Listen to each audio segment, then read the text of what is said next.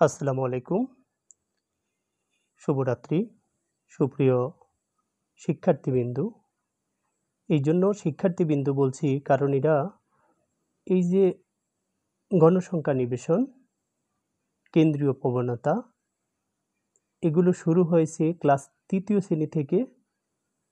আমি যেটা করাই অনার্স 3rd ইয়ারে রাষ্ট্রবিজ্ঞান, সমাজকর্ম, সমাজবিজ্ঞান, আদার্স অন্যান্য সাবজেক্টে সামাজিক গবেষণা ও পরিসংখ্যান, এটা পরিসংখ্যানের কেন্দ্রীয় প্রবণতার নিচের উপাত্ত হতে প্রচুরক নির্ণয় আমরা করার চেষ্টা করছি।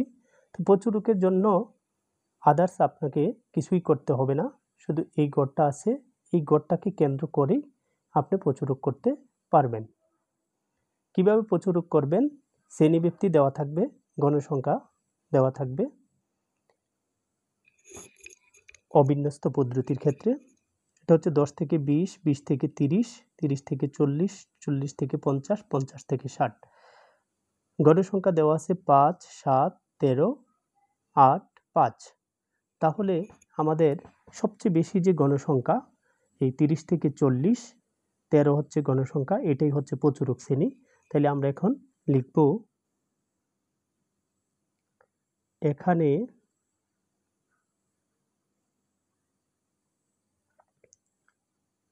সবচেয়ে বেশি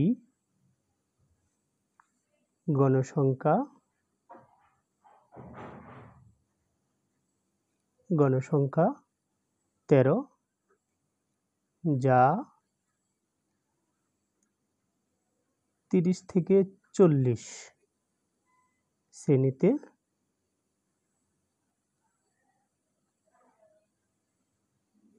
শ্রেণীতে রয়েছে।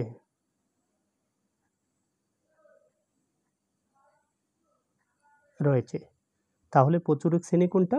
30 থেকে 40, 13 যেহেতু সর্বোচ্চ প্রচুরক। তাহলে প্রচুরকের সূত্রটা হচ্ছে,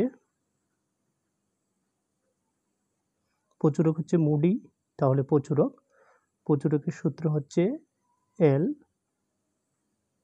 plus delta 1 plus delta 2 into c. L হচ্ছে লার্জেস্ট। কোন লার্জেস্ট? প্রচুরক শ্রেণীর। তো 30 থেকে 40, এই 40-এর এই 30 হচ্ছে এল,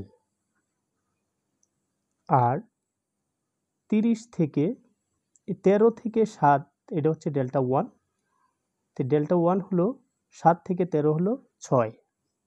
তো নিচে যেহেতু ডেল্টা 1 উপরে 6 হয়েছে, নিচেও 6, আর ডেল্টা 2টা হবে 13 থেকে 8 বিয়োগ। তো 13 থেকে 8 বিয়োগ করলে কত হয়? 8 থেকে 13 5, আর ইন্টু সি মানে ক্লাস ইন্টারভ্যাল। ক্লাস ইন্টারভ্যাল হচ্ছে শ্রেণীব্যক্তি হচ্ছে 10 থেকে 20, যেহেতু এটা অন্তর্ভুক্তি পদ্ধতি 20 থেকে 30, তাহলে শ্রেণীব্যক্তি হচ্ছে 10। তাহলে আমরা যদি সাইড নোট করি তাহলে আমরা লিখব এল 30, ডেল্টা 1 6, ডেল্টা 2 5, তারপরে হচ্ছে শ্রেণীব্যক্তি সি হচ্ছে 10। এই হচ্ছে আমাদের হিসাব। তারপরে আমরা যদি করি 30, 6 × 60, 6 আর 5 যোগ করলে হয় 11। তাইলে আমরা যদি 11 দিয়ে যদি আমরা 60কে ভাগ করি তাহলে হয় 30-এর 30 যোগ 5.45, তাহলে 30 আর 5 35.45। এই হলো প্রচুরক। তা আশা করি বুঝতে পারছো। কোনো কিছু না বুঝলে কমেন্টসের মধ্যে জানাবে। সে পর্যন্ত ভালো থাকো। অন্য কোনো দিন অন্য কোনো সমস্যার সমাধান নিয়ে হাজির হব। আল্লাহ হাফেজ।